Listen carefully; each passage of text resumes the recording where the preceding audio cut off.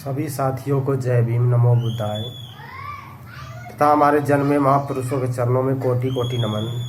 साथियों, आज जैसे सुप्रीम कोर्ट के द्वारा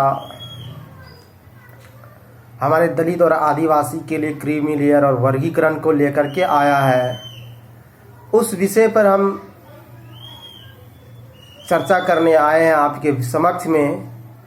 और हम दलित समाज में और आदिवासी समाज में कैसे हमारे समाज को बांटने का काम किया जा रहा है, इस विषय में हम आप लोग को बताने आए हैं। साथियों, इस देश में वर्गीकरण और क्रीमी लेयर लाया, लेकिन साथियों माननीय प्रधानमंत्री नरेंद्र मोदी जी बोलते हैं कि इस देश में क्रीमी लेयर लागू नहीं होगा।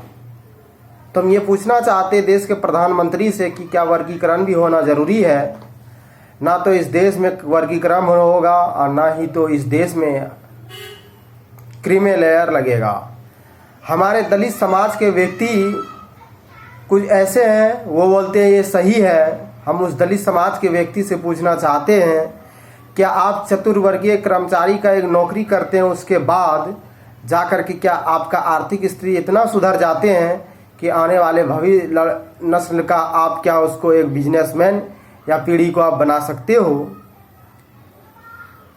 लेकिन हमारे कुछ ही दलित समाज के व्यक्ति विरोध पे आ गए हैं, कुछ दलित समाज के व्यक्ति समर्थन में आ गए हैं।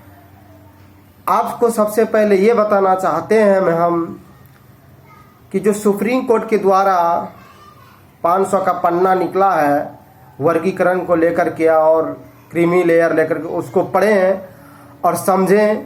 क्योंकि साथियों, जब तक आप पढ़ोगे नहीं, समझोगे, तब तक आपकी कल्याण नहीं होने वाला है। इस देश में आरक्षण को एक समाप्त करने का